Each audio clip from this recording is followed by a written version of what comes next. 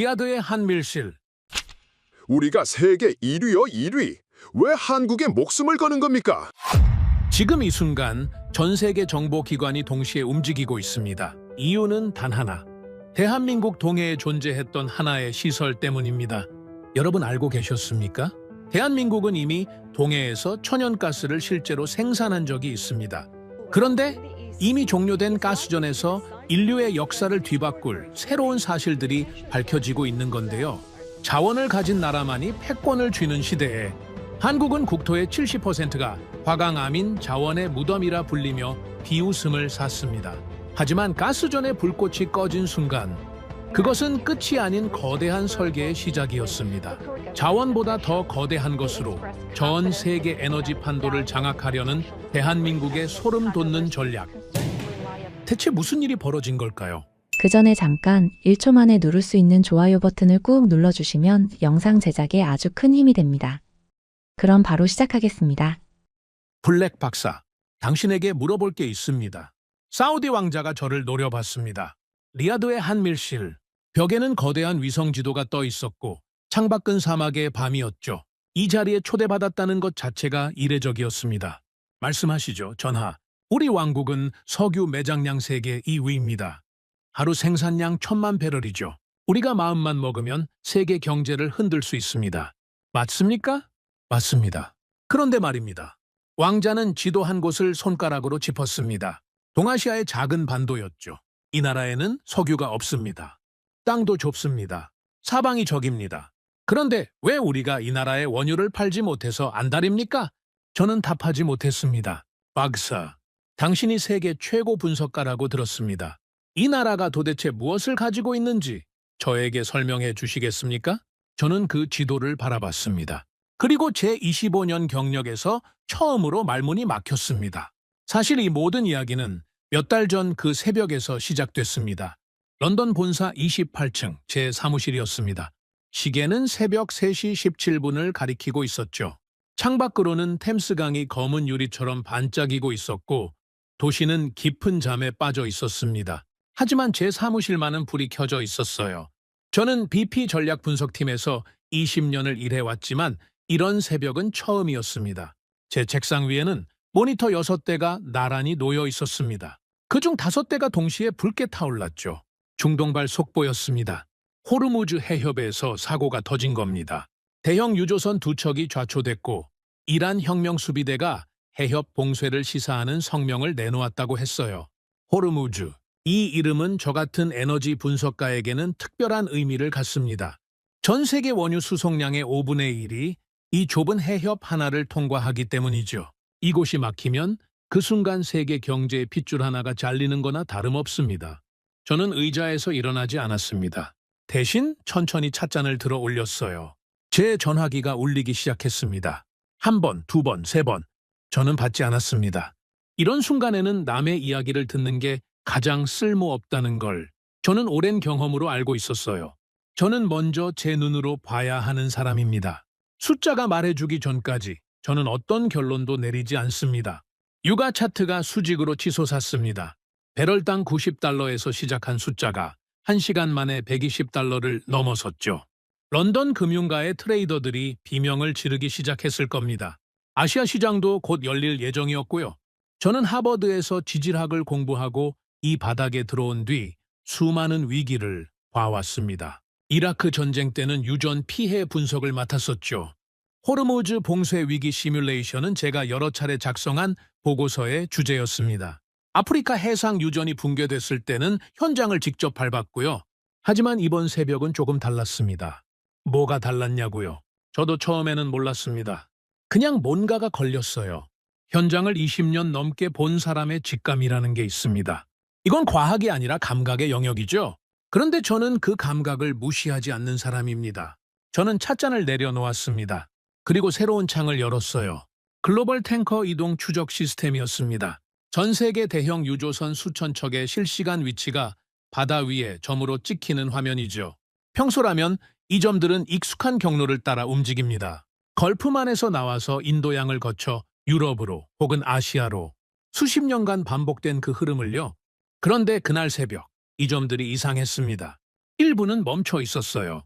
일부는 항로를 벗어나 방향을 틀고 있었고요.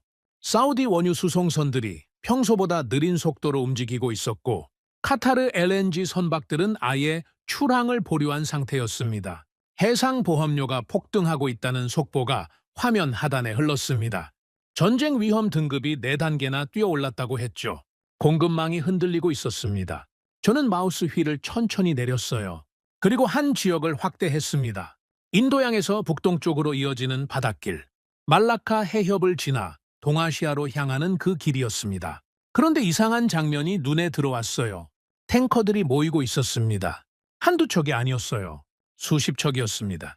보통 이 시기에 이 지역에는 이 정도 규모의 선박이 모이지 않습니다. 중동에서 전쟁이 시작됐으면 탱커들은 오히려 회피 항로를 찾아 흩어지는 게 정상이니까요. 그런데 이 배들은 흩어지지 않고 있었습니다. 저는 의자를 책상 쪽으로 끌어당겼습니다. 화면을 더 확대했어요. 목적지가 한 지점으로 수렴하고 있었습니다. 그 지점을 저는 눈으로 쫓았습니다. 좁은 반도의 남쪽이었죠. 거대한 항만 시설이 위성 사진 속에서 차갑게 반짝이고 있었습니다. 저장 탱크가 줄지어 늘어서 있었고, 정유 시설의 불빛이 밤바다를 밝히고 있었어요. 그 모습은 마치 세계 어디에서도 본 적 없는 규모의 에너지 허브처럼 보였습니다. 저는 그 지점의 좌표를 확인했습니다. 그리고 몇 초간 움직이지 못했어요. 한국이었습니다. 저는 마우스에서 손을 뗐습니다. 그리고 의자 등받이에 깊숙이 기대앉았죠. 천장을 올려다봤습니다. 창밖으로는 런던의 새벽이 희미하게 밝아오고 있었고, 제 사무실은 여전히 조용했습니다. 하지만 제 머릿속은 조용하지 않았어요. 한국이라니.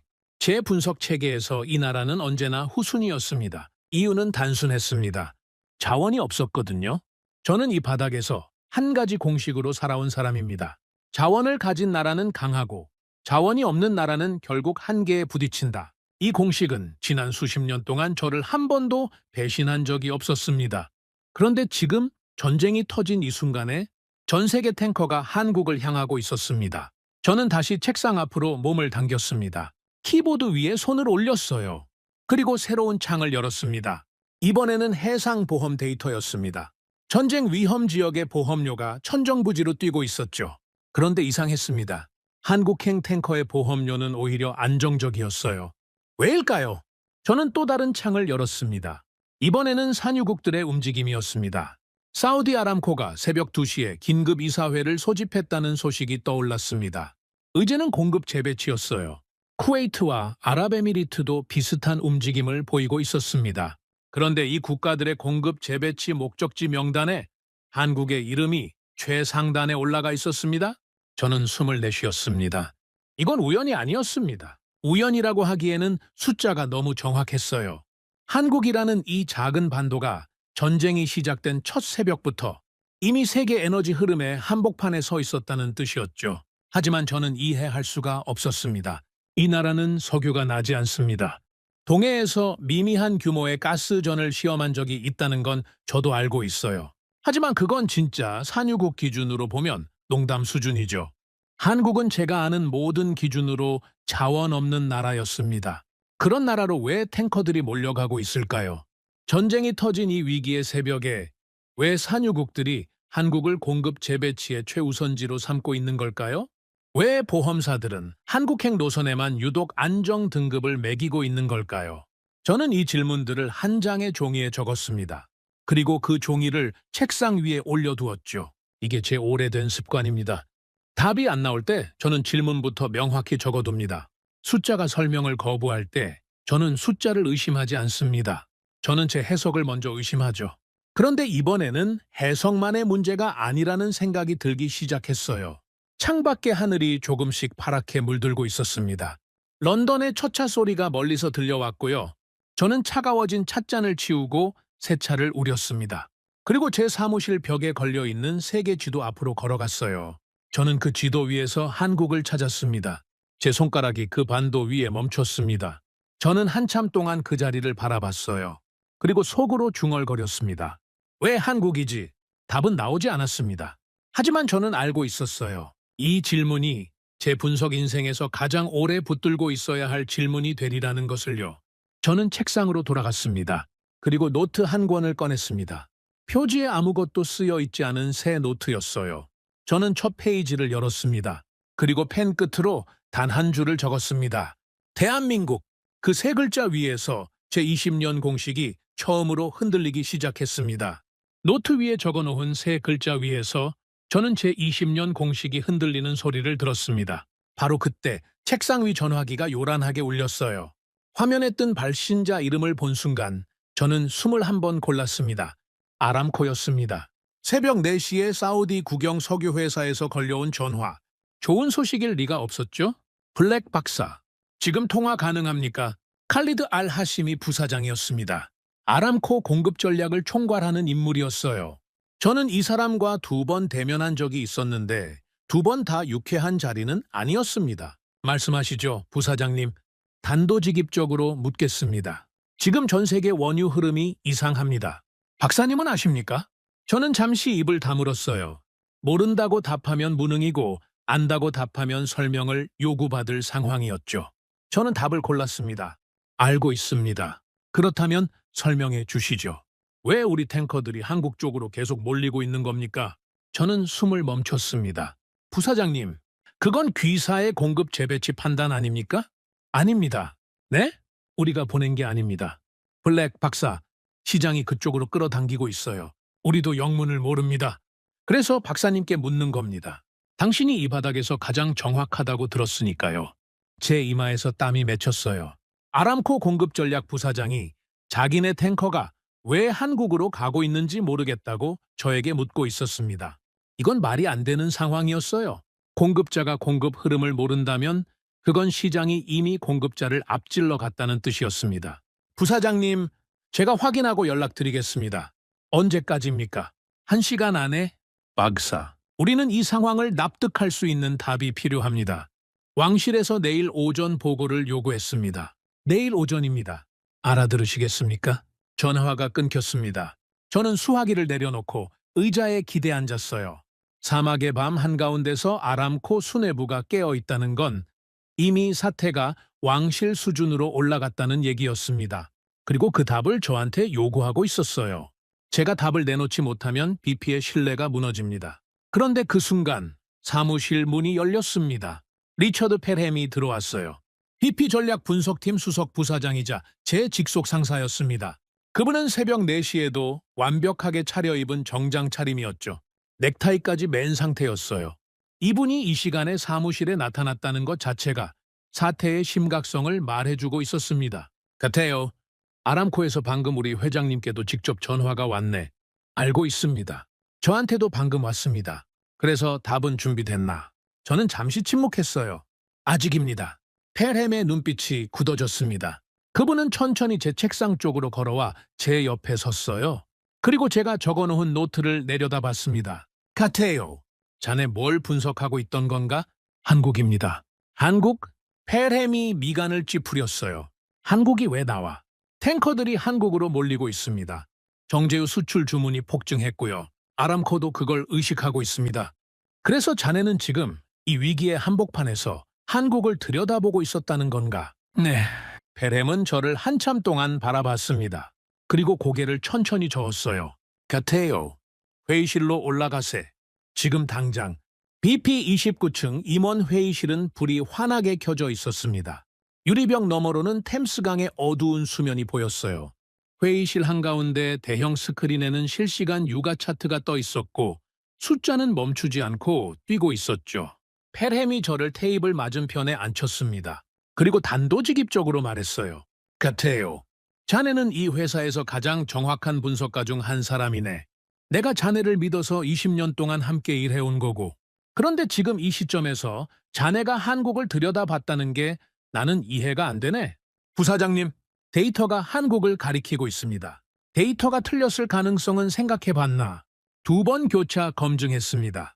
3번 하게. 그리고 1시간 뒤에 나한테 다시 보고해. 한국이 이 위기의 변수가 아니라는 걸 자네가 직접 확인하고 나한테 와. 알겠나? 부사장님, 같아요. 네? 자네 공식 알지? 자원 없는 나라는 한계가 있다. 자네가 나한테 20년 동안 해온 얘기야. 그 공식으로 이 회사가 얼마나 많은 돈을 벌었는지 자네가 제일 잘 알잖아? 자네 공식을 믿게. 그리고 한국은 치우게. 저는 고개를 숙였습니다. 알겠습니다. 사무실로 돌아온 저는 벨햄의 지시대로 움직이기 시작했습니다. 그분의 말이 맞을 수도 있었어요. 새벽의 피로, 전쟁의 충격, 우연한 패턴. 이런 것들이 겹치면 노련한 분석가도 착시에 빠질 수 있습니다.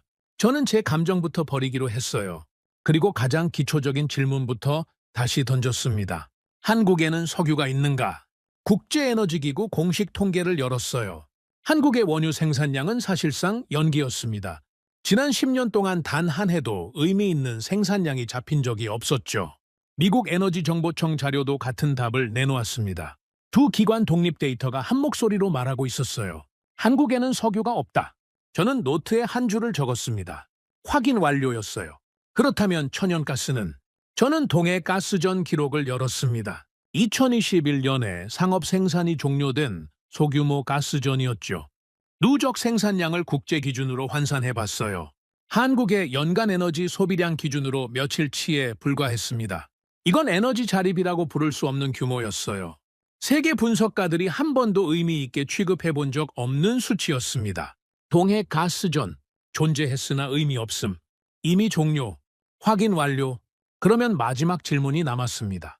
한국의 지질 구조 자체가 석유를 품을 수 있는 환경인가? 여기서부터는 제 전공이었어요. 저는 한반도 지질 지도를 화면에 띄웠습니다. 결과는 명확했죠.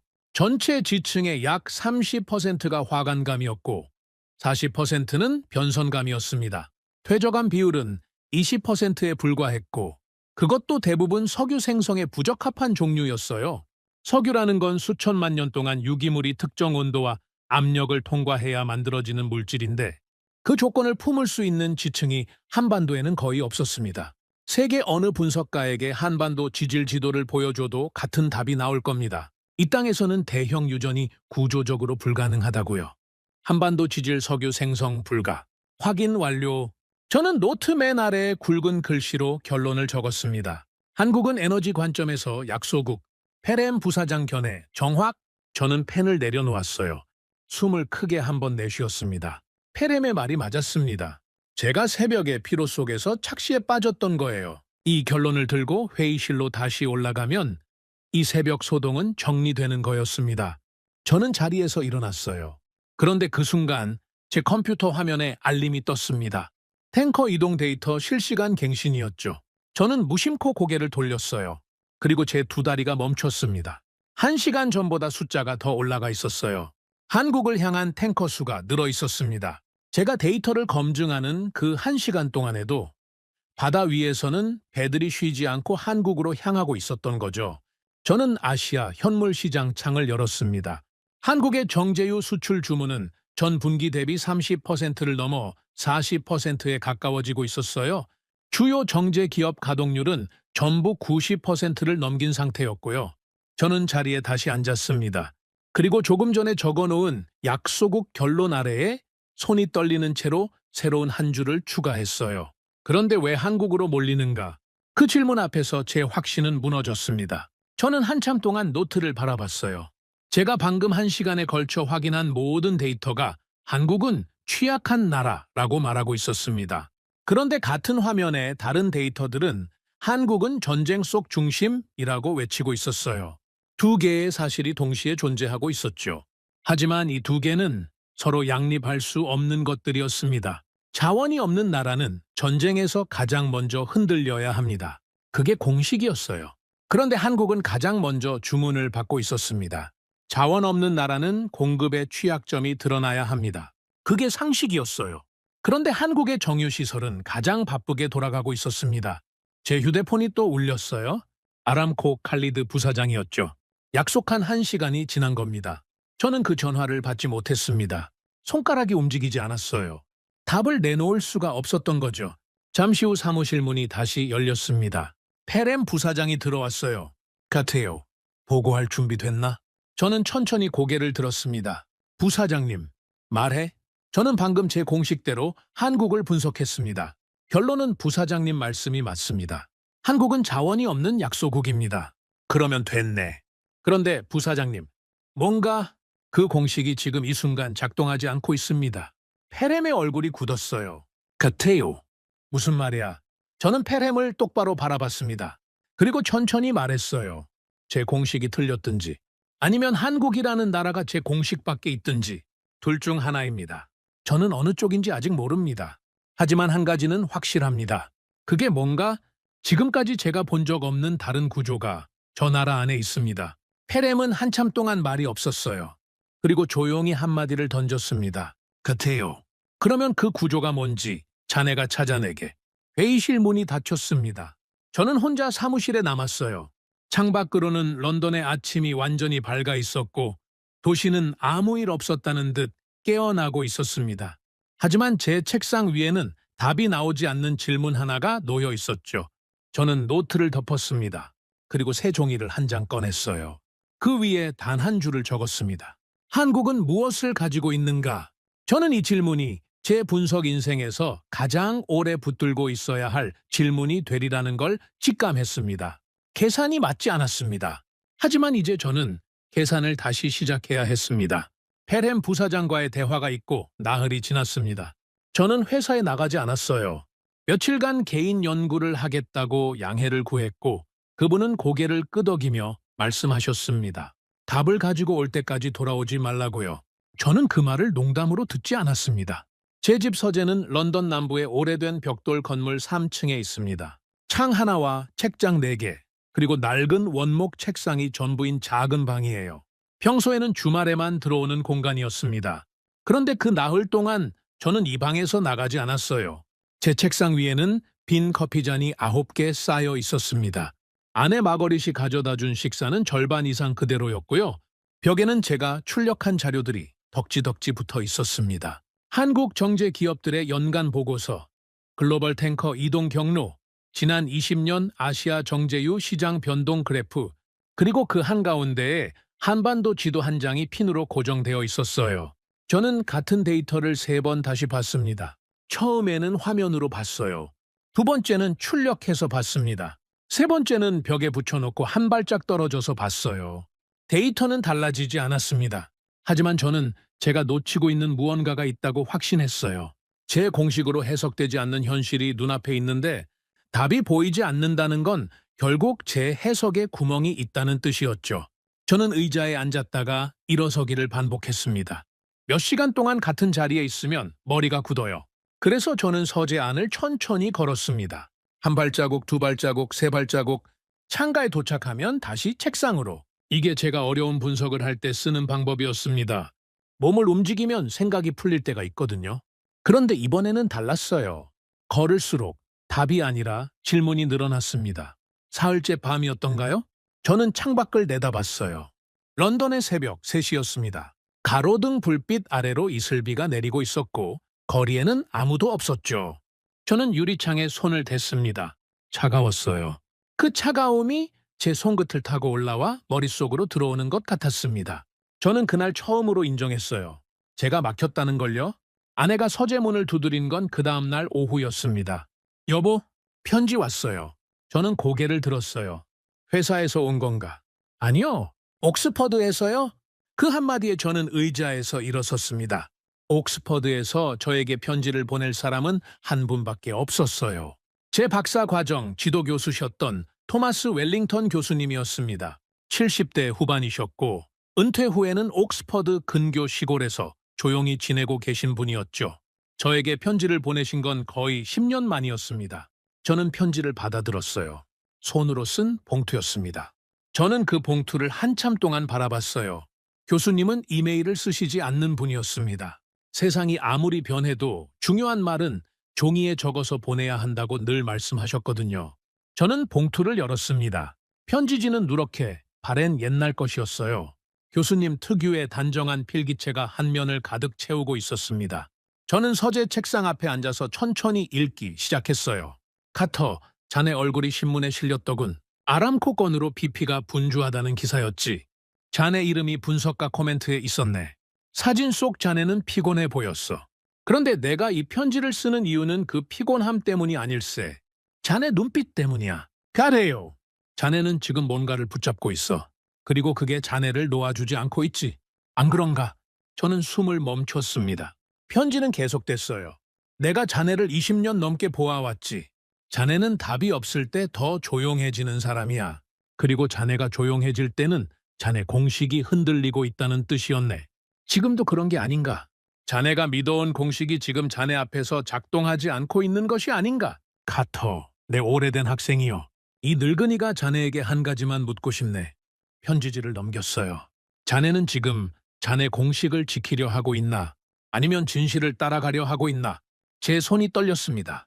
교수님은 만나신 적도 없는 제 상황을 꿰뚫어 보고 계셨어요. 신문 기사 한 줄에서 제자가 어떤 벽에 부딪혀 있는지를 읽어내신 겁니다. 저는 편지를 내려놓고 한참 동안 천장을 올려다봤어요. 그리고 저 자신에게 물었습니다. 나는 지금 공식을 지키려 하고 있는가? 진실을 따라가려 하고 있는가? 답은 이미 알고 있었습니다. 저는 공식을 지키려 하고 있었어요. 한국이라는 나라가 제 공식 밖으로 튀어나가려는 걸 저는 어떻게든 공식 안으로 끌어들이려 하고 있었죠. 그게 이 나흘 동안 제가 한 일이었습니다. 그런데 교수님의 한 문장이 그 버티기를 정면으로 부셨어요. 저는 그 편지를 책상 위에 펼쳐놓은 채 전화기를 들었습니다. 웰링턴 교수님의 번호는 제 오래된 수첩에 적혀 있었어요. 저는 그 번호를 누르는데 5분이 걸렸습니다. 제자가 스승에게 제가 틀린 것 같습니다 라고 말하는 건 예순을 앞둔 분석가에게도 쉬운 일이 아니었거든요. 신호가 3번 울리고 수화기 너머에서 늙은 목소리가 들려왔습니다. 카테오인가? 네, 교수님. 편지 받았나? 받았습니다. 그래서 지금 뭐 하고 있나? 저는 잠시 침묵했어요. 그리고 천천히 말했습니다. 교수님, 저는 처음으로 제 결론을 의심하고 있습니다. 수화기 너머에서 교수님이 작게 웃으셨어요. 같아요. 자네는 드디어 진짜 분석을 시작한 거야. 네? 데이터가 자네 공식에 맞아 들어갈 때 자네는 분석가가 아니네. 그냥 확인하는 사람이지. 데이터가 자네 공식을 배반할 때 비로소 자네는 분석가가 되는 거야. 지금 자네가 그 자리에 서 있는 거고. 저는 수화기를 꽉 쥐었습니다. 교수님, 제가 뭘 놓치고 있는 겁니까? 같아요. 내가 그 답을 줄 수 있다면 이 편지를 썼겠나? 자네가 찾아야 할 답이야. 하지만 한 가지 힌트는 주지. 자네는 지금까지 한국을 자네 공식 안에 넣고 봤을 거야. 그걸 한번 반대로 해보게. 반대로 말씀이신가요? 공식 안에 한국을 넣지 말고 한국을 빼고 세계를 봐. 그때 보이는 게 진짜 답일세. 전화가 끊어졌어요. 저는 수화기를 한참 동안 귀에 댄 채 움직이지 못했습니다. 교수님의 마지막 말씀이 제 머릿속에서 천천히 돌기 시작했어요. 한국을 빼고 세계를 봐라. 이 한 문장이 무엇을 뜻하는지 저는 처음에는 잘 이해하지 못했습니다.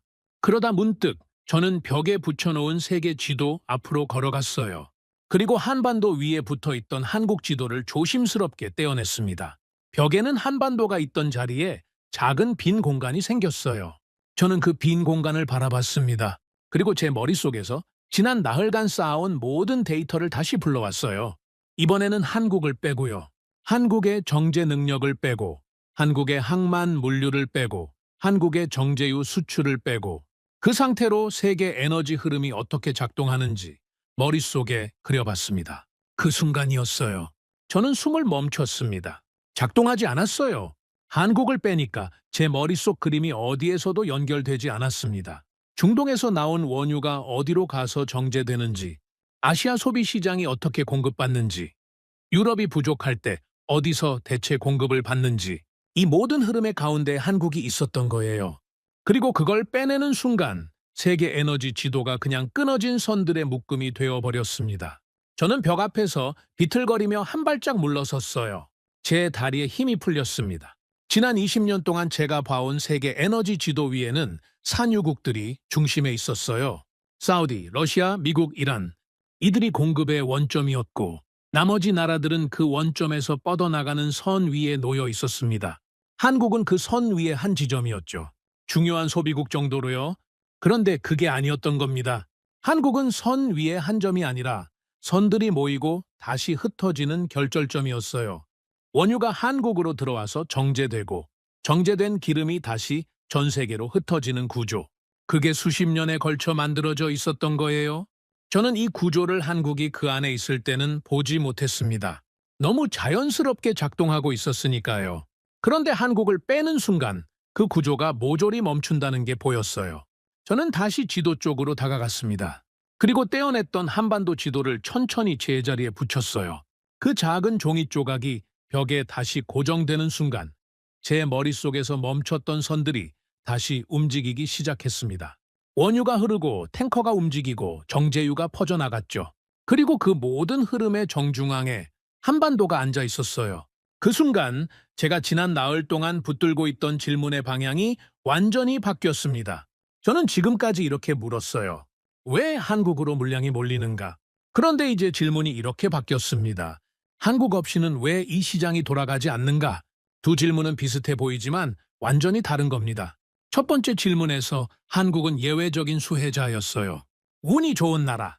이번 전쟁에서 우연히 주목받게 된 나라. 그 정도였죠. 그런데 두 번째 질문에서 한국은 완전히 다른 존재가 됩니다. 한국은 예외가 아니라 전제였어요. 세계 에너지 시장이 지난 수십 년 동안 암묵적으로 한국을 중심에 두고 작동하고 있었던 거죠. 제가 그걸 보지 못했을 뿐이었습니다. 저는 책상으로 돌아와 앉았어요. 그리고 노트를 펼쳤습니다. 지난 나흘 동안 저는 이 노트에 질문만 적어왔어요. 답은 한 줄도 없었죠. 그런데 지금은 달랐습니다.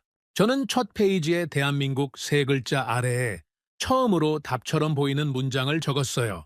한국이 중심이었다. 펜을 내려놓고 저는 그 문장을 한참 동안 바라봤습니다. 제 공식이 틀린 게 아니었어요. 제 공식이 보고 있던 지도 자체가 잘못 그려져 있었던 겁니다. 산유국이 중심이라고 믿으면서 봐왔던 그 지도는 사실 이미 오래전에 다시 그려져 있었어요. 단지 저 같은 분석가들이 옛날 지도를 들고 세상을 보고 있었을 뿐이었죠. 저는 자리에서 일어났습니다. 서재 창문을 열었어요. 차가운 런던 공기가 얼굴로 쏟아져 들어왔습니다. 저는 한참 동안 그 바람을 맞았어요. 그리고 저 자신에게 조용히 물었습니다. 그렇다면 이제 남은 질문은 하나뿐이었어요. 이 나라는 어떻게 이런 위치에 올라서게 된 것인가? 나흘 동안 저를 짓눌렀던 무게가 그 순간 방향을 바꾸기 시작했습니다. 저는 더 이상 한국을 공식 안에 넣으려고 애쓰지 않았어요. 대신 한국을 공식 밖에서 바라보기 시작했습니다. 그리고 그 자리에서 저는 완전히 새로운 한 걸음을 내딛고 있었어요. 창밖 어딘가에서 새벽 비둘기가 울었습니다. 저는 창문을 닫고 다시 책상 앞에 앉았어요. 그리고 노트를 덮었습니다. 이번에는 새 노트를 한 권 꺼냈어요. 표지가 검은 새 공책이었습니다. 저는 그 첫 페이지를 열었어요. 그리고 가운데에 한 줄을 적었습니다. 한국은 어떻게 중심이 되었는가? 그 질문 위에서 저는 비로소 진짜 분석가가 된 기분이 들었어요. 새 노트 첫 페이지에 적어놓은 한 줄을 저는 한참 동안 내려다봤습니다. 한국은 어떻게 중심이 되었는가? 이 질문 앞에서 저는 제 전공으로 돌아가기로 했어요. 저는 원래 지질학자입니다. 정확히는 석유 생성 구조와 퇴적층을 연구해온 사람이에요. 하버드에서 제 박사 논문 주제는 근원암의 형성 조건과 지질 연대별 석유 생성 확률이었습니다. 이 바닥에서는 지루하기로 유명한 주제였죠. 하지만 저에게는 이 지루한 주제가 평생의 무기였어요. 답을 찾으려면 기본으로 돌아가야 한다는 게 제 원칙이었습니다. 저는 의자에 똑바로 앉았어요. 그리고 노트 두 번째 페이지를 펼쳤습니다. 거기에 저는 한 글자씩 천천히 적어 나갔어요. 석유라는 물질이 어떻게 만들어지는지 그 조건들을요. 이건 제가 학생들에게 가르칠 때 쓰는 순서였습니다. 첫 번째, 근원암. 유기물이 수천만 년에 걸쳐 쌓인 바닥이 있어야 합니다. 바다 밑바닥에 플랑크톤, 조류, 미생물들이 죽어서 진흙과 함께 가라앉고 그게 층층이 쌓여 만들어지는 암석이죠. 이게 없으면 석유의 원료가 존재할 수가 없어요. 원료 없는 공장이 돌아갈 수 없는 것과 같은 원리입니다. 두 번째, 저류암. 근원암에서 만들어진 석유가 이동해서 고일 수 있는 공간이 있어야 해요. 틈이 많고 구멍이 많은 다공질 암석이 필요합니다. 대표적으로 사암과 석회암이 여기에 해당하죠. 사우디의 거대 유전들이 이런 저류암 위에 앉아 있는 겁니다. 저장소가 없으면 석유는 그냥 흩어져 버리니까요. 세 번째, 덮개암. 저류암 위에는 석유가 새어나가지 못하도록 막아주는 뚜껑이 있어야 합니다. 공기가 통하지 않는 치밀한 암석이어야 해요. 진흙이 굳어서 만들어진 셰일 같은 암석이 이 역할을 합니다. 이 덮개가 없으면 석유는 지표면으로 올라와 증발해버리죠. 수백만 년 동안 차곡차곡 쌓아놓은 자원이 뚜껑 하나 없어서 다 날아가 버리는 겁니다. 네 번째, 트랩 구조. 위 세 가지가 다 있어도 그 자원이 한 곳에 모일 수 있는 지질학적 구조가 있어야 해요. 땅 밑에서 지층이 접혀 올라가거나 단층이 막아주거나 안반이 돔 형태로 솟아올라 있는 구조죠. 이 트랩이 있어야 흩어져 있던 석유가 한 지점으로 모여 경제성 있는 유전이 만들어지는 겁니다. 저는 이 네 가지를 노트의 번호로 정리했어요. 근원암, 저류암, 덮개암, 트랩. 이 네 개가 완벽하게 맞아야 합니다. 하나라도 빠지면 석유는 경제성 있는 규모로 만들어지지 않아요. 그래서 저는 학생들에게 이 네 가지를 알려줄 때 늘 이렇게 말했습니다. 석유는 운이 아니다. 그건 시스템이다. 그런데 시스템이 완성되려면 또 하나의 조건이 필요했습니다. 시간과 온도였어요. 근원암에 있는 유기물이 석유로 변하려면 그게 특정 깊이와 특정 온도 구간을 통과해야 합니다. 너무 얕으면 아직 석유가 되지 않아요. 너무 깊으면 천연가스로 변해버리거나 그마저도 지나면 아예 탄소만 남아서 증발해버리죠. 이 온도 구간을 전문가들은 석유의 창이라고 부릅니다. 대략 섭씨 60도에서 150도 사이예요. 이 좁은 창을 수천만 년 동안 통과해야 비로소 석유가 만들어지는 겁니다. 자, 그러면 한국은 어땠을까요? 저는 여기서부터 본격적으로 들어갔어요. 한반도 지질도를 새로 꺼냈습니다. 이번에는 벽에 붙여놓은 단순한 지도가 아니라 상세한 지질학적 단면도였어요. 저는 이 분야 논문을 수백 편 본 사람입니다. 한반도 지질에 대해서도 어느 정도 알고 있었죠. 하지만 이번에는 그 지식을 체계적으로 한 장으로 정리해보고 싶었어요. 한반도의 지층 구성을 한 줄로 요약하면 이렇습니다. 화간암이 약 30%, 변성암이 약 40%, 퇴적암이 약 20%, 나머지는 기타 암석이었어요. 이 구성을 보는 순간 지질학을 공부한 사람이라면 머릿속에서 자동으로 결론이 나옵니다. 저도 그랬어요. 화간암은 마그마가 식어서 만들어진 암석입니다. 유기물이 쌓일 수 있는 환경이 아니에요. 변성감은 이미 있던 암석이 높은 온도와 압력을 받아 변형된 거죠. 원래 있던 구조가 파괴되어 있어서 석유를 품고 있던 층이 있었다 해도 이미 다 흩어져 버린 상태입니다. 남는 건 20%의 퇴적암이었어요. 그런데 이 20%마저도 대부분이 석유 생성에 부적합한 종류였습니다. 한반도 퇴적층의 상당 부분은 강이나 호수에서 만들어진 육상 퇴적층이에요. 바다 밑바닥에서 수천만 년 동안 플랑크톤이 쌓여 만들어진 해양 근원암과는 성격이 완전히 다릅니다. 해양 퇴적층이 있기는 하지만 그 규모가 경제성 있는 유전을 만들어낼 수준은 전혀 아니었어요. 저는 노트에 또렷하게 적었습니다. 한반도 지질 구조 석유 생성 불가능. 이건 제 의견이 아닙니다. 지질학이 내린 결론이었어요. 세계 어떤 석유 지질학자에게 한반도의 지층 구성을 보여줘도 같은 답이 나올 겁니다. 이 땅은 애초에 석유를 품을 수 있는 구조가 아니에요. 근원암이 부족하고 저류암 규모가 작고 덮개암 분포가 불리하고 대형 트랩 구조도 발견되지 않았습니다. 4대 조건 중 사실상 4개 다 빠져있는 셈이었죠. 저는 그 순간 잠시 멈췄습니다. 그리고 전화기를 들었어요. 웰링턴 교수님께 전화를 드렸습니다. 어제 편지로 한번 대화를 나눴으니 오늘은 지질학 얘기를 여쭤보고 싶었거든요. 교수님은 이 분야에서 저보다 앞선 분이셨고 한반도 지질에 대해서도 저보다 풍부한 관점을 가지고 계실 거라고 생각했습니다. 신호가 2번 울리자 교수님이 바로 받으셨어요. 교수님, 다시 연락드려 죄송합니다. 괜찮네. 자네 목소리 들으니 좀 나아졌군. 교수님, 지질학적으로 한 가지 여쭙고 싶은 게 있습니다. 말해보게. 한반도 지질 구조상 대형 유전이 만들어질 가능성이 있다고 보십니까? 수화기 너머에서 교수님이 잠시 말이 없으셨어요. 그리고 천천히 대답하셨습니다. 같아요. 그건 내가 40년 전에도 같은 결론을 내렸던 문제야. 한반도는 석유가 나올 땅이 아니네. 근원암 규모가 너무 작아. 그리고 나올 만한 자리의 퇴적층이 대부분 변성작용을 받아서 원래 구조가 망가져 있어. 그 땅에서 대형 유전을 기대하는 건 사막에서 바다를 찾는 것과 같네. 역시 그렇죠. 왜 그런 걸 묻나? 교수님, 저는 지금 그 나라가 어떻게 전 세계 석유 흐름의 중심에 서게 되었는지를 조사하고 있습니다. 그래서 자네는 그 나라에 숨은 매장량이 있다는 가설을 검증하고 있는 건가? 네? 제가 놓친 자원이 있을 가능성을 완전히 배제하고 싶었습니다. 좋은 접근이네. 하지만 카터, 네, 그 가설은 지질학적으로 불가능하네. 그걸 확실히 접고 가게. 그 나라의 힘은 땅속에 있는 게 아니야. 저는 수화기를 귀에 대고 잠시 침묵했어요. 그러면 그 나라의 힘은 어디에 있습니까, 교수님? 같아요. 내가 그걸 말해주면 자네가 찾아낼 게 없지 않나. 교수님이 조용히 웃으셨어요. 그리고 천천히 말씀하셨습니다. 한 가지만 일러주지. 지질학자인 자네가 먼저 지질학적 가능성을 닫아놓게. 그래야 자네 눈이 다음 자리를 볼 수 있어. 땅이 답이 아니면 답은 땅 위에 있는 걸세. 전화가 끊어졌어요. 저는 수화기를 내려놓았습니다. 교수님의 말씀이 제 머릿속에 천천히 자리 잡았어요. 지질학적 가능성을 닫아놓아라. 땅이 답이 아니면 답은 땅 위에 있다. 이 두 문장이 제가 지금 해야 할 일을 정리해주고 있었습니다.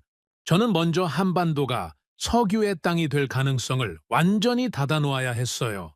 저는 책상으로 돌아와 노트를 펼쳤습니다. 그리고 큰 글씨로 결론을 적었어요. 한반도에서 대형 유전은 구조적으로 불가능하다. 이건 확정이었습니다. 저 자신도 확인했고 웰링턴 교수님도 확인해 주셨어요. 세계의 어떤 지질학자가 와서 봐도 같은 답이 나올 겁니다. 그러니 이 문제는 여기서 닫아둬도 되는 거였죠. 저는 펜을 내려놓았어요. 의자에 기대 앉아 창밖을 바라봤습니다.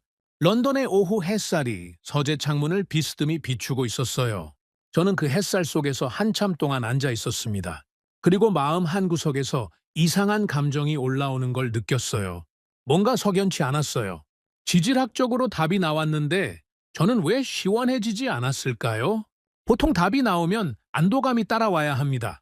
그런데 지금은 반대였어요. 답이 나올수록 제 마음속에 불편함이 커지고 있었습니다. 그 불편함의 정체를 저는 알고 있었어요.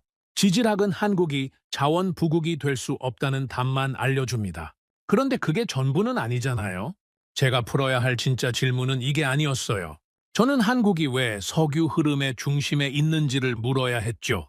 지질학은 그 질문에 답하지 않습니다. 지질학은 왜 안 되는가를 말하지만 그럼에도 불구하고 어떻게 되었는가는 말하지 못해요. 그러니까 제 진짜 질문은 지질학 바깥에 있었던 겁니다. 저는 자리에서 일어섰어요. 서재 안을 천천히 걸었습니다. 몇 발자국 걷다가 다시 멈췄어요. 그리고 벽에 붙여놓은 한반도 지도를 다시 바라봤습니다. 이 지도 위에 석유가 없다는 건 이제 완전히 확정이었어요. 그런데 그 아래 정유시설의 불빛이 밤바다를 밝히고 있는 이미지가 제 머릿속에서 지워지지 않았습니다. 이 두 개가 어떻게 한 나라 안에 공존하고 있는 걸까요? 땅 속에 석유가 없는 나라. 그런데 땅 위에 세계 최상급 정유 단지를 가지고 있는 나라. 이건 자연스럽게 생긴 현상이 아니었어요. 자연스럽다면 이런 조합은 세계 어디에서든 나타났어야 합니다. 그런데 이런 조합을 가진 나라는 제가 본 기억으로는 한국밖에 없었어요. 싱가포르가 비슷한 구조를 가지고 있기는 하지만 규모와 깊이가 한국과는 비교가 안 됩니다. 저는 노트의 3페이지를 펼쳤어요. 그리고 가운데 한 줄을 적었습니다. 지질학은 끝났다. 이제 지질학 바깥으로 나가야 한다. 저는 그 한 줄을 한참 동안 바라봤어요. 제 분석 인생은 언제나 지질학 안에서 답을 찾는 일이었습니다. 땅속에 뭐가 있는지, 그것이 어떻게 흘러나오는지, 그게 세계 시장에서 어떻게 움직이는지, 이 흐름 위에서 저는 20년을 살았어요. 그런데 한국이라는 나라는 그 흐름을 거꾸로 세우고 있었습니다. 땅속 자원 없이도 세계 시장의 중심에 설 수 있다는 제 세계관에 없던 가능성을 현실로 보여주고 있었던 거죠. 저는 의자에 다시 앉았어요. 그리고 제 앞에 놓인 2가지 사실을 정리해봤습니다. 첫째, 한국은 지질학적으로 석유가 불가능한 땅이다. 둘째, 그 땅 위에 세계 최상급 정유 구조가 서 있다. 이 2개가 성립한다는 건 자연이 만든 게 아니라는 뜻이에요. 누군가가 이 나라를 자원의 관점에서 포기했거나 아니면 자원이 없는 상태에서 다른 길을 선택했다는 얘기였습니다. 자연이 주지 않은 것을 사람이 만들었다는 의미였죠. 저는 그 생각 앞에서 한동안 움직이지 못했어요. 제가 지난 20년 동안 봐온 모든 강대국은 자연이 준 자원 위에 국가를 얹은 나라들이었습니다. 사우디, 러시아, 베네수엘라, 노르웨이 전부 그랬어요. 자원이 먼저 있었고 그 위에 산업이 얹혔죠. 그런데 한국은 그 순서가 뒤집혀 있었습니다. 자원이 없는데 산업이 먼저 세워져 있었어요. 이게 가능한 일이었을까요? 창밖 너머로 저녁 하늘이 서서히 물들고 있었습니다. 저는 서재 안을 한 번 더 천천히 걸었어요. 그리고 벽 앞에 멈춰 섰습니다. 한반도 지도 옆으로 저는 새로운 한 장의 종이를 핀으로 고정했어요. 그 종이에는 오늘 제가 내린 결론이 단 한 줄로 적혀 있었습니다. 한국은 땅이 아니라 사람으로 만들어진 나라다. 이 문장을 적어놓고 저는 한 발 물러섰습니다. 지도 위에 한반도와 그 옆에 붙은 이 한 줄이 나란히 걸려있는 장면이 제 눈에 들어왔어요. 이 두 개의 조합이 바로 제 다음 질문의 시작점이었습니다. 이 사람들이 도대체 무엇을 했기에 자연이 포기한 땅 위에 세계가 주목하는 산업을 세워 올린 것인지, 그 이야기는 지질학이 아닌 다른 언어로 쓰여 있을 것이었어요. 저는 책상으로 돌아가 앉았습니다. 그리고 새 노트에 다음 날 할 일을 한 줄 적었어요. 한국 정유 산업의 시작 지점으로 돌아가 본다. 펜을 내려놓는 순간 저는 알았습니다. 이제부터는 지질학자가 아니라 역사가의 눈으로 이 나라를 봐야 한다는 것을요. 그리고 그 여정이 제가 지금까지 걸어온 어떤 분석보다 낯설고 깊을 것이라는 예감이 들었습니다. 창밖으로는 런던의 첫 별이 떠오르고 있었어요. 저는 다음 날 아침 런던 서부의 작은 도서관으로 향했어요. BP 본사로 돌아가지 않은 건 의도적이었습니다. 회사 건물 안에서는 제 머리가 자꾸 옛 공식으로 돌아가려고 했거든요. 그래서 저는 조용한 곳을 찾았어요. 지질학이 아닌 다른 언어로 한국을 읽어보려면 분석가의 책상이 아니라 역사가의 자리에 앉아야 했습니다. 도서관 2층 구석 자리에 저는 가방을 내려놓았어요. 제가 꺼낸 자료는 지난 20년간 나온 한국 에너지 산업 관련 보고서들이었습니다. 평소 같으면 관심도 두지 않았을 문서들이었죠. 저는 늘 실시간 데이터만 봐왔으니까요. 하지만 오늘은 달랐습니다. 저는 숫자가 아니라 선택을 읽고 싶었어요. 첫 장을 넘기자 1960년대 한국의 상황이 적혀 있었습니다. 저는 그 페이지를 한참 동안 바라봤어요. 그 당시 한국은 전쟁 직후였습니다. 모든 게 부서져 있었죠. 산업이라고 부를 수 있는 것이 거의 없었고, 외화도 없었고, 기술도 없었어요. 에너지의 관점에서 보면 이 나라는 완전히 맨 땅이었습니다. 원유를 살 돈도 없었고, 원유를 쓸 공장도 없었어요. 세계 시장에서 한국은 그저 가난한 소비국 축에도 끼지 못하는 변방이었습니다. 그런데 그 시점에 한국이 내린 결정 하나가 제 눈에 들어왔어요. 정유 공장을 먼저 세운다는 결정이었습니다. 저는 그 문장을 2번 읽었어요. 이건 상식과 반대되는 선택이었거든요. 보통 가난한 나라가 경제를 일으킬 때는 싼 완제품을 수입해서 국민이 쓰게 하는 게 먼저입니다. 그게 가장 저렴하고 빠른 길이니까요. 그런데 한국은 수입의 길 대신 원유를 사다가 직접 가공하는 길을 먼저 택했어요. 훨씬 비싸고 훨씬 위험하고 훨씬 어려운 길이었습니다. 외화도 빌려야 하고 기술도 들여와야 하고 공장도 지어야 했으니까요. 저는 왜 이런 선택을 했는지가 궁금해졌어요. 자료를 계속 넘겼습니다. 그러다가 한 줄을 발견했어요. 1964년 한국이 울산의 첫 대규모 정유시설을 완공했다는 기록이었습니다. 하루 정제 능력이 35,000 배럴이었다고 적혀 있었어요. 지금 기준으로 보면 작은 규모지만 그 시절 한국 경제 규모로는 국가 전체를 건 투자였습니다. 그리고 그 결정의 이유가 제가 읽은 문장 속에 이렇게 남아 있었어요.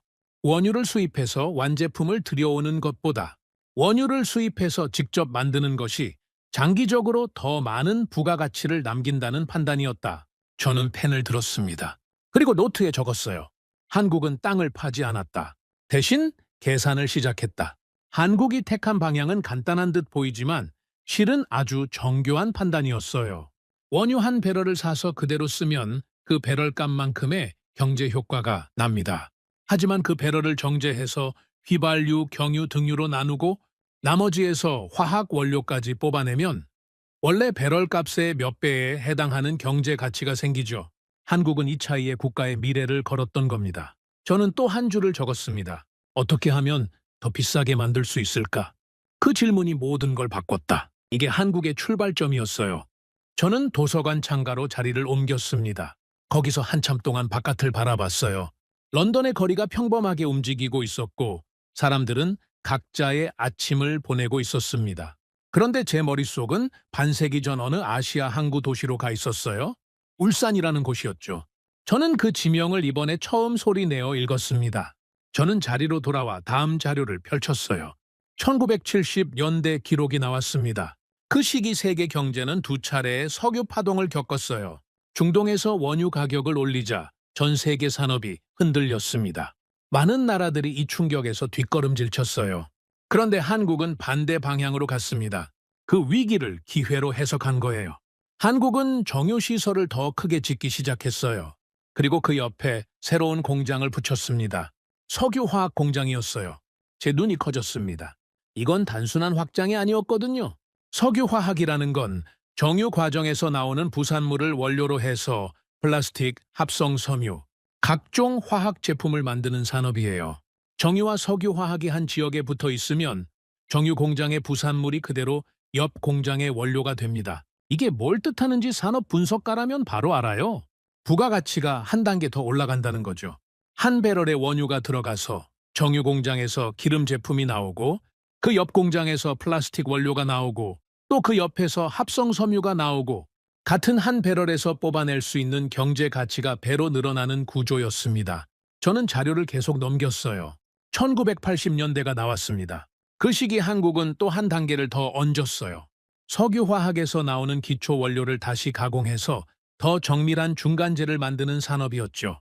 합성수지, 특수 플라스틱, 합성 고무 같은 제품들이었습니다. 이게 쌓이면서 한국의 산업 구조가 층층이 두꺼워지고 있었어요.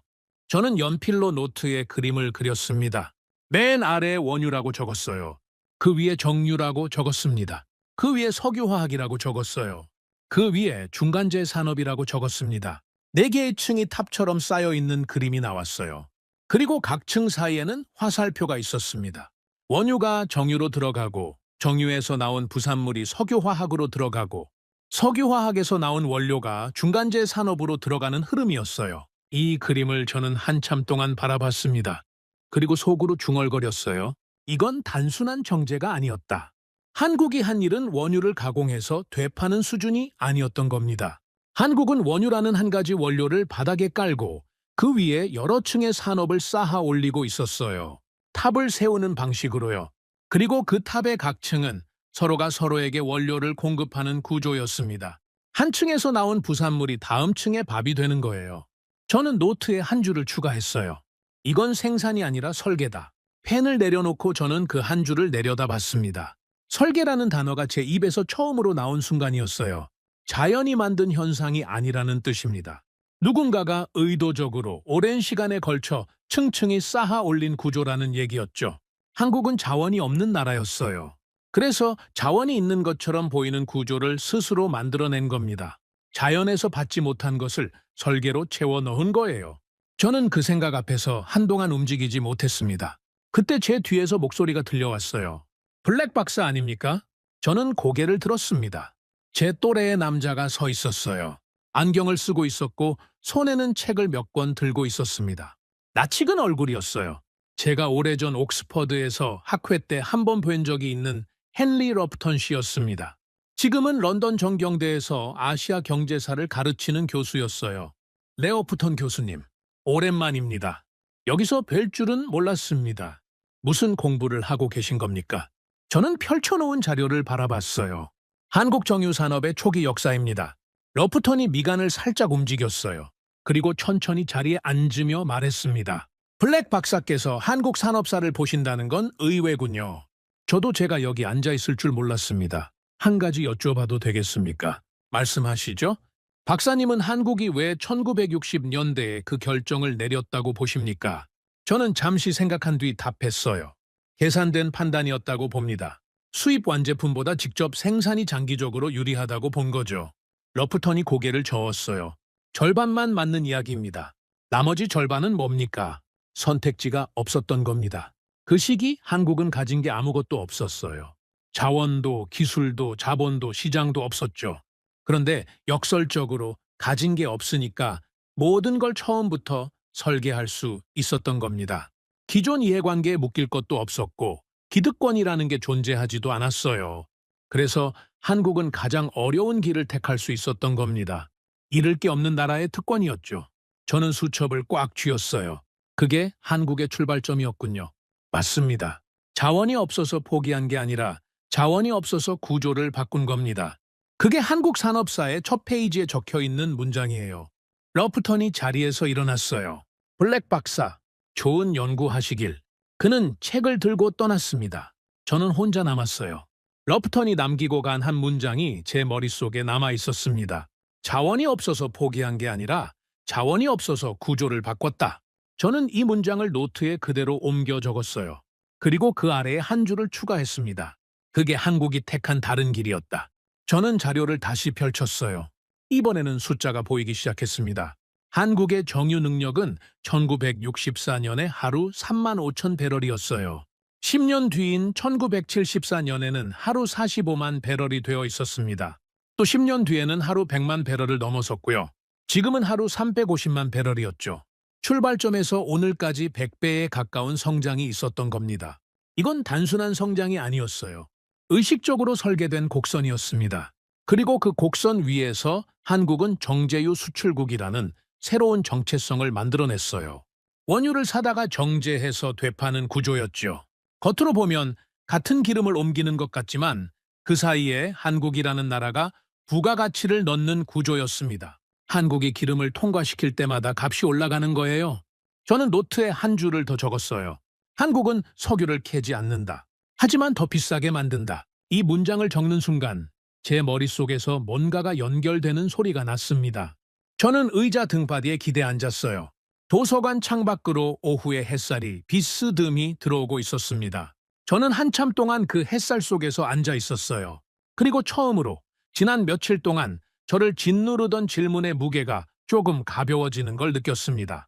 답이 전부 나온 건 아니었어요. 하지만 방향은 잡혔습니다. 한국은 자연이 주지 않은 것을 오랜 시간에 걸쳐 사람의 손으로 쌓아 올린 나라였어요. 그 쌓음의 방식이 바로 제가 지금 막 이해하기 시작한 구조였습니다. 원유 한 배럴을 여러 층으로 나눠서 각 층에서 부가가치를 쥐어짜는 방식이었어요. 저는 노트를 덮었습니다. 그리고 책상 위에 두 손을 모으고 눈을 감았어요. 제 머릿속에서 그림 하나가 서서히 완성되고 있었습니다. 한반도 위에 층층이 쌓여 올라간 산업의 탑이었어요. 하지만 아직 이 그림은 완성이 아니었죠. 저는 이 탑이 어디까지 올라가 있는지, 그리고 그 꼭대기에 무엇이 있는지를 아직 몰랐습니다. 다음 날, 저는 다시 이 도서관에 와야 할 것 같았어요. 그리고 그때는 지금까지 본 것보다 더 놀라운 것을 보게 될 예감이 들었습니다. 창밖으로는 런던의 노을이 도시의 지붕들을 물들이고 있었어요. 저는 가방을 들고 도서관 계단을 천천히 내려왔습니다. 제 발걸음은 며칠 전보다 조금 가벼웠어요. 답을 찾아서가 아니었습니다. 제가 드디어 맞는 방향으로 걷기 시작했다는 그 한 가지 확신 때문이었죠. 다음 날 아침, 저는 도서관 문이 열리기 전부터 계단 앞에 서 있었습니다. 전날 밤 잠이 오지 않았어요. 제 머릿속에서 한반도 위에 쌓인 산업의 탑이 자꾸 높아지고 있었거든요. 정유, 석유화학, 중간재, 여기까지가 제가 어제 확인한 지점이었습니다. 그런데 저는 이 탑이 거기서 멈추지 않았을 거라는 확신이 있었어요. 한국이 이 흐름을 이 정도로 설계했다면 그 위에 뭔가가 더 올라가 있을 거라는 직감이었죠. 저는 어제 앉았던 2층 구석 자리로 곧장 갔습니다. 그리고 이번에는 정유나 석유화학 자료가 아니라 한국 산업 전체 지도를 펼쳤어요. 지난 40년 동안 한국이 어떤 산업을 어떤 순서로 키워왔는지 시간 순으로 정리한 자료였습니다. 자료를 펼친 지 10분 만에 제 손이 멈췄어요. 석유화학 위에 소재 산업이 얹혀 있었습니다. 소재 산업이라는 건 석유화학에서 나오는 원료를 받아서 더 정밀한 물질로 가공하는 영역이에요. 고순도 화학물질, 특수필름, 전자용 화학 용액 같은 것들이죠. 이 산업이 어디로 연결되는지 저는 잘 알고 있었습니다. 반도체와 디스플레이였어요. 저는 숨을 들이쉬었습니다. 그리고 자료를 계속 넘겼어요. 한국의 소재 산업은 다시 두 갈래로 뻗어 있었습니다. 한쪽은 반도체용 고순도 화학 소재로, 다른 쪽은 배터리용 핵심 원료로요. 둘 다 부가가치 최상급 분야였습니다. 그리고 이 두 산업의 기반이 결국은 제가 어제 정리한 정유와 석유화학 위에 올라와 있었던 거예요. 저는 자료에서 눈을 떼지 못했습니다. 어제 본 탑이 계속 올라가고 있었어요. 원유가 맨 아래에 있었고 정유가 그 위에, 석유화학이 또 그 위에, 소재가 그 위에, 그리고 그 위에 반도체와 배터리가 앉아 있었습니다. 저는 연필로 노트 한 장 전체에 이 구조를 그렸어요. 그림을 완성한 뒤 저는 한참 동안 그 그림을 내려다봤습니다. 그런데 그게 끝이 아니었어요. 반도체 옆에는 자동차가 있었습니다. 한국은 반도체를 만들면서 동시에 자동차 산업도 키워왔고, 이 자동차가 한국산 반도체와 한국산 소재를 소비하는 구조를 만들어냈어요. 그러니까 한국 안에서 원유 한 방울이 들어가면 그게 정유를 거쳐 화학이 되고, 화학이 소재가 되고, 소재가 반도체가 되고, 반도체가 자동차 안으로 들어가서 한 대의 완성품으로 바뀌어 세계로 수출되고 있었던 겁니다. 저는 자료를 덮었어요. 그리고 도서관 창가로 걸어갔습니다. 제 이마에 식은땀이 맺히고 있었어요. 이 구조가 지금 제 눈앞에서 한꺼번에 정리되고 있었거든요. 한국은 그냥 정유 국가도 제조업 국가도 아니었습니다. 한국은 원유 한 배럴을 5번, 6번 변환시키면서 매 단계마다 부가가치를 쥐어짜는 구조를 만들어둔 나라였어요. 그리고 그 변환의 각 단계가 전부 세계 최상위 수준이었습니다. 저는 창밖을 바라보면서 속으로 중얼거렸어요. 처음에는 단순한 정유 산업이라고 생각했다. 하지만 아니었다. 저는 자리로 돌아와 가방을 챙겼습니다. 이 이야기는 도서관에서 마무리할 수 있는 게 아니었어요. 저는 집으로 돌아가야 했습니다. 제 서재의 벽에 이 구조를 전부 붙여놓고 한 번에 봐야 했거든요. 집에 도착한 저는 곧장 서재로 올라갔어요. 그리고 벽에 붙어있던 한반도 지도 주위로 새 종이들을 하나씩 붙이기 시작했습니다. 정유, 석유화학, 소재, 반도체, 자동차 5개의 종이를 한반도 위에 피라미드처럼 쌓았어요. 그리고 각 종이 사이를 굵은 화살표로 연결했습니다. 완성된 그림을 저는 한 발 물러서서 바라봤어요.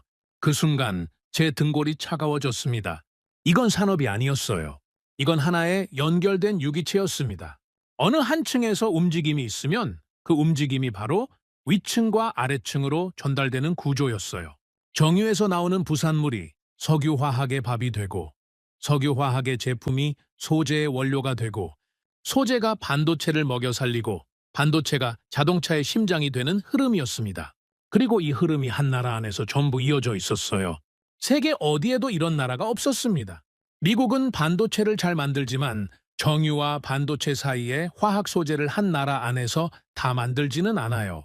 독일은 자동차를 잘 만들지만 정유에서 자동차까지의 밸류체인을 자국 안에 완성하지 못했습니다. 중국은 규모는 크지만 각 단계의 기술 수준이 한국만큼 촘촘하지 않아요. 오직 한국만이 원유에서 자동차까지를 한 국가 안에서 한 번에 흘려보내는 구조를 가지고 있었습니다. 저는 그 벽 앞에 한참 동안 서 있었어요. 그리고 이 구조가 뜻하는 바를 천천히 정리해 봤습니다. 첫째, 한국은 한 층이 흔들리면 전체가 흔들리는 나라였어요. 정유가 멈추면 화학이 멈추고, 화학이 멈추면 소재가 멈추고, 소재가 멈추면 반도체가 멈추는 구조니까요. 이건 분명한 약점이었습니다. 하지만 동시에 둘째, 한국이 가동되고 있는 동안에는 이 모든 층이 서로를 밀어 올리는 구조였어요.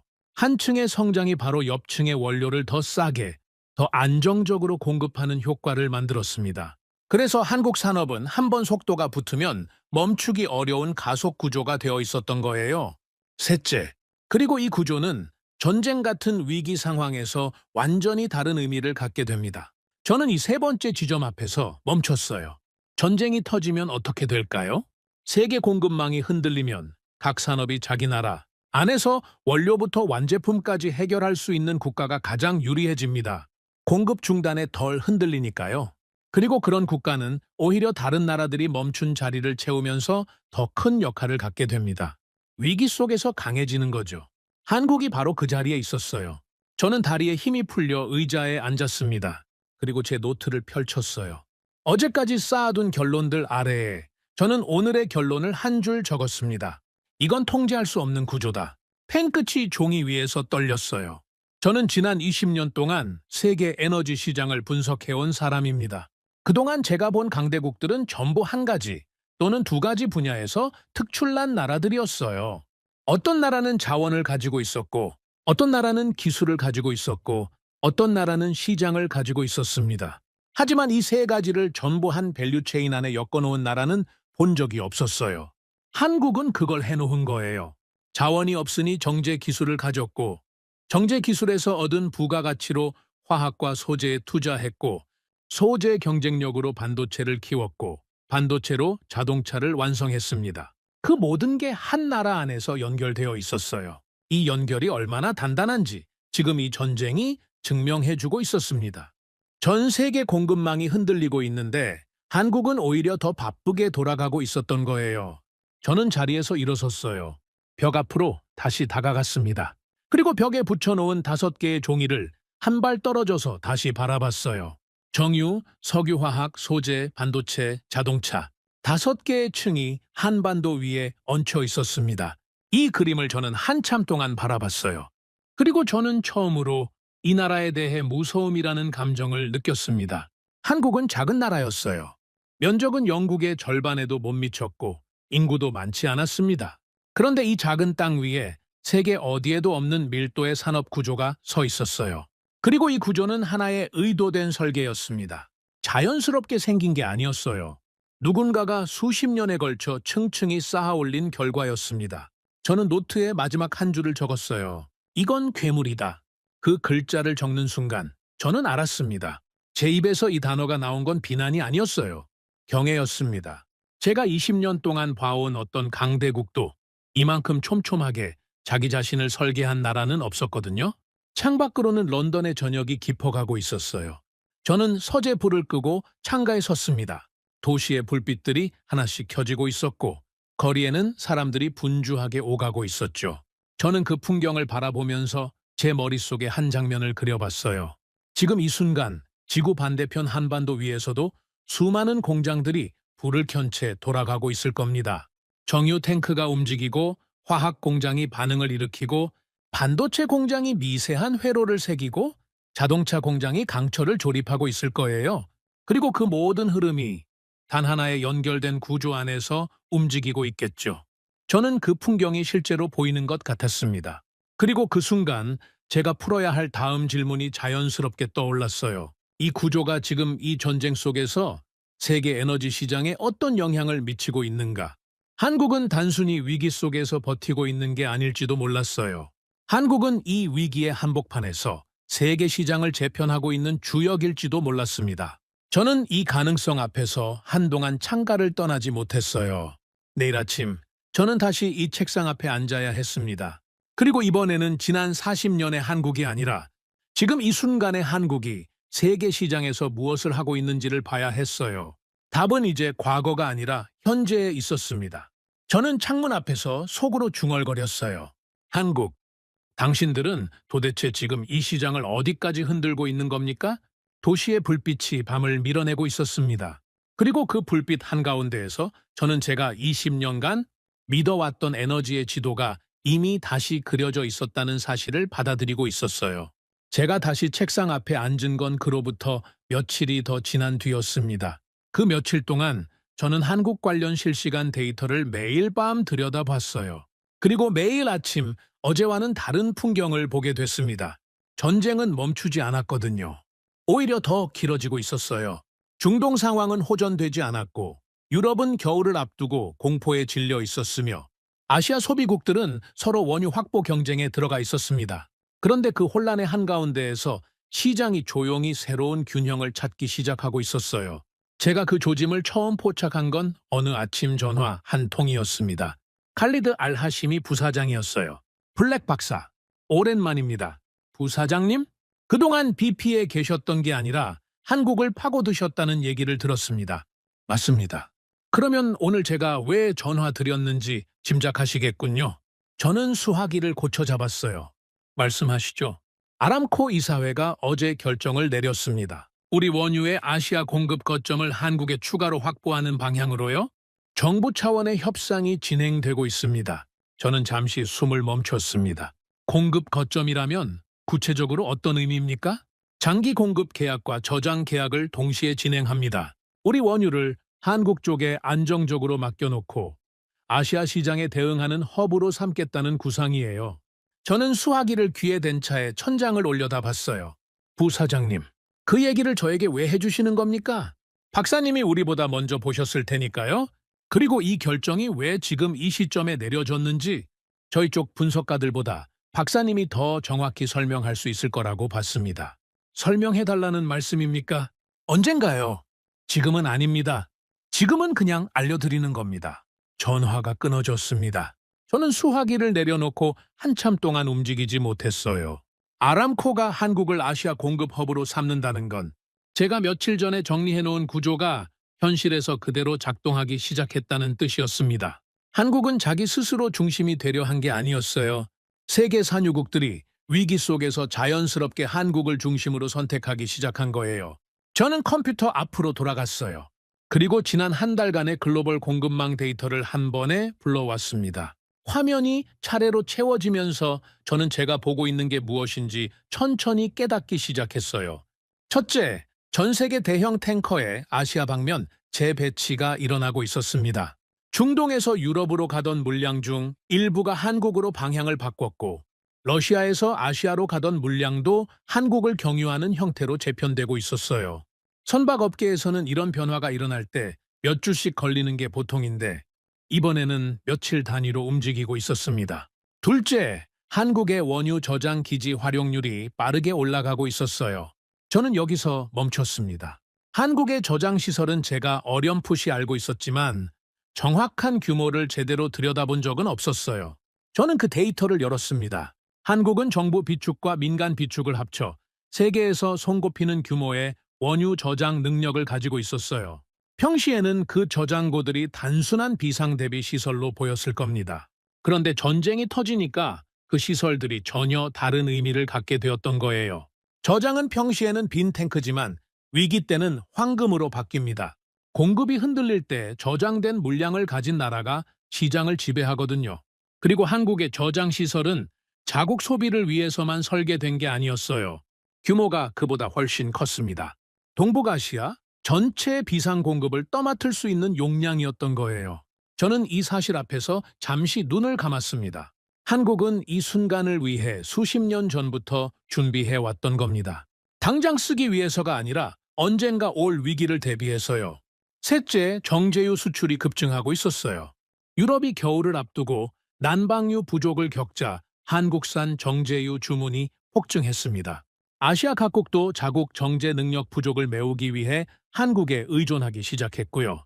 한국의 주요 정제 기업들은 전부 풀가동 상태였습니다. 그리고 그들이 만들어내는 기름이 세계 곳곳의 빈자리를 채워주고 있었어요.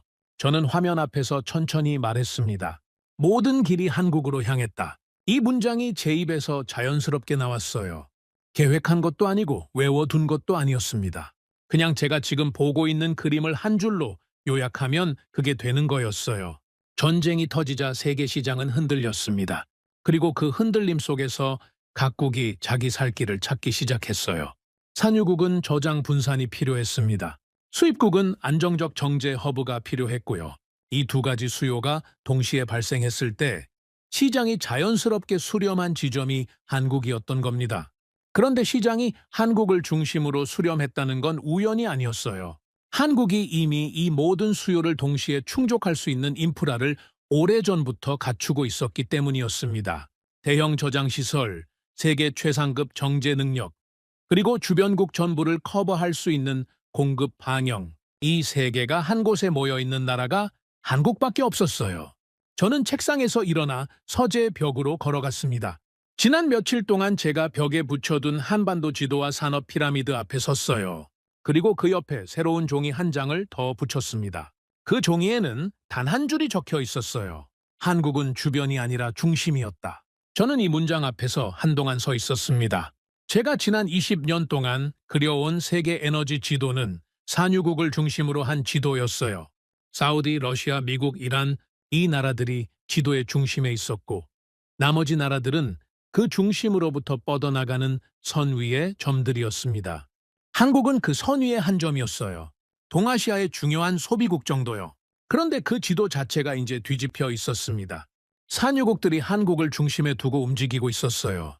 자기네 원유를 한국에 맡기기 위해 협상 테이블에 앉고 있었고 자기네 아시아 전략을 한국을 기준으로 다시 짜고 있었습니다. 한국은 더 이상 선 위의 한 점이 아니었어요. 선들이 모이는 결절점이었습니다. 그리고 그 결절점을 지나야만 기름이 어디든 흘러갈 수 있는 구조가 되어 있었던 거예요. 저는 서재 창가로 걸어갔습니다. 런던의 오후가 조용히 흘러가고 있었어요. 거리에는 사람들이 각자의 하루를 보내고 있었고 도시는 겉으로 평온해 보였습니다. 하지만 그 평온 뒤에서는 지금 이 순간에도 수많은 탱커들이 인도양을 지나 동아시아로 향하고 있었어요. 그리고 그 탱커들의 최종 목적지가 이제는 분명히 한국이었습니다. 저는 창문에 이마를 댔어요. 그리고 인정했습니다. 이건 우연이 아니었어요. 한국이 만들어온 반세기 동안의 설계가 지금 이 전쟁 한복판에서 정확히 맞아 들어가고 있었던 겁니다. 자원이 없어서 구조를 바꾼 나라, 산업의 탑을 층층이 쌓아올린 나라, 저장 시설을 수십 년에 걸쳐 준비해둔 나라, 그 모든 선택이 지금 이 순간을 위해 미리 준비되어 있었던 것처럼 맞물리고 있었어요. 저는 숨을 한 번 크게 내쉬었습니다. 그리고 속으로 말했어요. 한국은 지금 이 위기를 버티고 있는 게 아닙니다. 한국은 이 위기 속에서 세계 시장을 다시 짜고 있는 겁니다. 그 생각 앞에서 저는 한동안 움직이지 못했어요. 제가 지난 20년 동안 세워온 분석가로서의 자존심이 있었습니다. 제 공식에 따라 세계를 읽어왔고 그 공식이 맞아떨어질 때마다 저는 우쭐한 마음이 있었어요. 하지만 지금 이 순간 제 공식은 한국 앞에서 완전히 무너져 있었습니다. 그리고 그 붕괴 앞에서 저는 오히려 묘한 경외감을 느끼고 있었어요. 저는 서재로 돌아와 책상에 앉았습니다. 그리고 노트를 펼쳤어요. 지난 며칠 동안 제가 적어온 모든 문장들이 한 페이지 안에 모여 있었습니다. 한국은 땅이 아니라 사람으로 만들어진 나라다. 이건 설계다. 이건 괴물이다. 한국이 중심이었다. 모든 길이 한국으로 향했다. 이 문장들을 저는 처음부터 끝까지 천천히 읽어내려갔어요. 그리고 맨 아래에 오늘의 한 줄을 덧붙였습니다. 한국은 주변이 아니었다. 한 번도 주변이 아니었다. 펜을 내려놓으면서 저는 제 손이 떨리고 있다는 걸 느꼈어요. 분석가에게 손이 떨린다는 건 드문 일입니다. 저는 오래전부터 제 감정을 다스려온 사람이었거든요. 그런데 오늘은 그 다스림이 소용이 없었습니다. 창밖으로는 런던의 해가 저물고 있었어요. 저는 서재에 불을 켰습니다. 그리고 책상 앞에 앉은 채 다음에 제가 해야 할 일을 조용히 정리해봤어요. 이제 남은 것은 한 가지였습니다. 지난 모든 발견을 한데 모아서 제가 이 나라에 대해 진짜로 알게 된 것이 무엇인지를 정면으로 마주하는 일이었어요. 그 마주함이 저에게 무엇을 요구할지 저는 이미 알고 있었습니다. 저는 노트의 다음 페이지를 펼쳤어요. 그리고 그 첫 줄에 저에게 가장 어려운 한 문장을 적었습니다. 나는 틀렸다. 그 네 글자를 적는데 제 20년이 필요했습니다. 제 노트 위에 적어놓은 네 글자를 저는 오래도록 바라봤습니다. 나는 틀렸다. 이 네 글자를 적는데 평생이 걸렸어요. 그리고 이 네 글자를 인정하고 나자 이상하게도 제 안에서 뭔가가 가벼워지는 게 느껴졌습니다. 오래 끌어안고 있던 공식 하나를 내려놓은 자리에 새로운 풍경이 들어오고 있었거든요. 저는 자리에서 일어났어요. 서재 벽으로 걸어가 거기 붙여둔 종이들을 하나씩 떼어냈습니다. 한반도 지도, 산업 피라미드, 결절점 그림, 그리고 제가 적어둔 문장들, 이 모든 걸 저는 책상 위에 차곡차곡 모아놓았어요. 그리고 그 위에 한 장의 새 종이를 얹었습니다. 거기에 저는 한국이 걸어온 길을 한 페이지로 정리해봤어요. 자원이 없었다. 그래서 선택할 수밖에 없었다. 그 선택이 모든 걸 바꿨다. 세 줄이었습니다. 이 세 줄 안에 지난 반세기 한국의 모든 것이 들어있었어요. 자원이 없다는 한계를 받아들이는 순간 이 나라는 포기할 수도 있었습니다. 그런데 그 대신 구조를 바꾸는 길을 택했어요. 원유를 사다가 가공하고 그 위에 화학을 얹고 그 위에 소재를 얹고 그 위에 반도체를 얹고 그 위에 자동차를 얹었습니다. 그리고 그 모든 층이 한 국가 안에서 서로를 먹여 살리는 유기체가 되었어요. 이건 우연이 아니었습니다. 이건 설계였어요. 그리고 이 설계는 지금 이 전쟁 한복판에서 세계가 한국에 의지하게 만드는 구조로 작동하고 있었습니다. 산유국들이 공급 거점을 한국으로 옮기고 소비국들이 정제유 확보를 위해 한국으로 줄을 서고 저장시설들이 한국을 거점으로 재편되고 있었죠. 한국은 위기를 버티는 나라가 아니라 위기 속에서 더 강해지는 나라였어요. 저는 창가로 걸어갔습니다. 그리고 저 자신에게 한 가지 질문을 던졌어요. 나는 에너지 시장을 25년 동안 분석해왔다. 그동안 내가 믿어온 것은 무엇인가? 답은 명확했습니다. 저는 자원이 강함을 결정한다고 믿어왔어요. 석유가 많은 나라가 강하다. 가스가 많은 나라가 유리하다. 이 공식 하나로 저는 세계를 읽어왔습니다. 그 공식이 한 번도 저를 배신하지 않았기 때문에 저는 이걸 의심해 본 적이 없었어요. 그런데 한국이 그 믿음을 깼습니다. 이 나라에는 석유가 없었어요. 가스도 없었고요. 땅속에서 나올 수 있는 건 아무것도 없었습니다. 그런데 이 나라는 강했어요. 그것도 산유국을 움직일 만큼 강했습니다. 그러니까 자원이 강함의 조건이라는 제 공식은 적어도 한국 앞에서는 작동하지 않는 거였어요. 저는 한 가지 사실을 받아들여야 했습니다. 강함을 결정하는 건 자원이 아니라는 것을요. 그럼 뭘까요? 저는 지난 며칠 동안 봐온 한국의 모든 선택을 떠올렸어요. 자원이 없는 상황에서 정유를 먼저 세운 선택, 석유 파동 속에서 화학을 덧붙인 선택, 기술을 쌓아 반도체로 올라간 선택, 위기를 대비해 저장을 준비해둔 선택. 이 모든 선택에는 공통점이 있었습니다. 지금 당장의 편안함이 아니라 먼 미래를 내다본 계산이었어요. 자원이 아니라 방식이 나라를 만드는 거였습니다. 저는 노트에 이 한 줄을 천천히 적었어요. 펜을 내려놓고 창밖을 봤습니다. 런던의 새벽이 밝아오고 있었어요. 도시가 깨어나는 소리가 먼 거리에서 들려왔습니다. 저는 그 풍경을 바라보면서 몇 달 전 리야드 밀실에서 사우디 왕자가 저에게 던진 질문을 다시 떠올렸어요. 이 나라가 도대체 무엇을 가지고 있는지 저에게 설명해 주시겠습니까? 그때 저는 답하지 못했습니다. 그런데 지금은 답할 수 있었어요. 한국이 가진 건 자원이 아니었습니다. 한국이 가진 건 자원이 없다는 한계를 구조로 바꾸는 능력이었어요. 한계 앞에서 포기하지 않고 그 한계를 설계의 출발점으로 삼은 사고방식이었습니다. 그리고 그 사고방식을 수십 년에 걸쳐 산업의 탑으로 쌓아 올린 긴 호흡의 인내력이었어요. 그게 한국이 가진 진짜 자원이었습니다. 저는 책상으로 돌아와 노트를 펼쳤어요. 그리고 마지막 페이지에 제가 이 여정의 결론으로 남길 문장을 적기 시작했습니다. 저는 25년 동안 에너지 시장을 분석해왔습니다. 석유가 많은 나라가 강하다고 믿어왔어요. 그 믿음은 단 한 번도 틀린 적이 없었습니다. 하지만 한국은 달랐어요. 이 나라는 석유가 없어서 약한 것이 아니라 없기 때문에 더 강해진 나라였습니다. 자원이 아니라 그것을 어떻게 쓰느냐가 진짜 힘이라는 것을 저는 한국을 통해 처음으로 깨달았습니다. 펜을 내려놓았어요. 저는 한참 동안 이 문장을 바라봤습니다. 제 25년이 이 7줄 안에 들어와 있었어요. 그리고 그 7줄이 제 앞에 새로운 세계를 열어주고 있었습니다. 자원을 중심으로 본 세상이 아니라 선택을 중심으로 본 세상이었어요. 사람이 만드는 구조가 진짜 힘이라는 걸 인정한 세상이었죠. 저는 서재 창문을 열었습니다. 런던의 새벽 바람이 얼굴로 쏟아져 들어왔어요. 저는 그 바람 속에서 속으로 조용히 말했습니다. 한국은 내가 아는 공식을 깨버린 나라였다. 그리고 그 공식이 깨진 자리에 저는 새로운 공식 하나를 세워두려고 합니다. 자원은 주어지는 것이지만 방식은 만들어지는 것이라는 공식이었어요. 자연이 주지 않은 것을 사람이 설계로 채워 넣을 수 있다는 공식이었습니다. 저는 창문을 닫고 노트를 덮었어요. 제 여정은 여기서 끝났습니다. 하지만 한국이라는 나라의 여정은 아직 한참 남아 있을 거예요. 이 나라는 앞으로도 자원이 없을 것입니다. 사방에 강대국이 있을 거고요. 땅은 좁을 겁니다. 하지만 그 모든 한계를 이 나라는 또 한 번 새로운 설계로 바꿔낼 겁니다. 수십 년 전 그들이 해왔던 것처럼요. 저는 그 미래를 의심하지 않습니다. 제가 이 나라를 통해 배운 게 있다면 그건 한 가지였어요. 진짜 강한 나라는 자원을 가진 나라가 아니라 한계 앞에서 새로운 길을 그려낼 줄 아는 나라라는 것을요. 저는 서재에 불을 껐습니다. 창밖으로는 런던의 해가 완전히 떠오르고 있었어요. 도시가 새 아침을 맞이하고 있었습니다.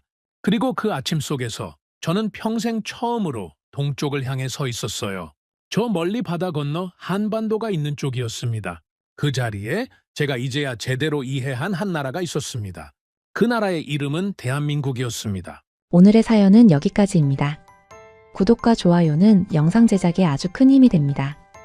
지금까지 감동테라스 저는 소희였습니다. 오늘도 우리 구독자님들의 가정에 따뜻한 행복이 가득하시길 진심으로 바라겠습니다. 긴 영상 끝까지 시청해주셔서 정말 감사합니다. 내일 더 좋은 이야기로 찾아뵙겠습니다. 감사합니다.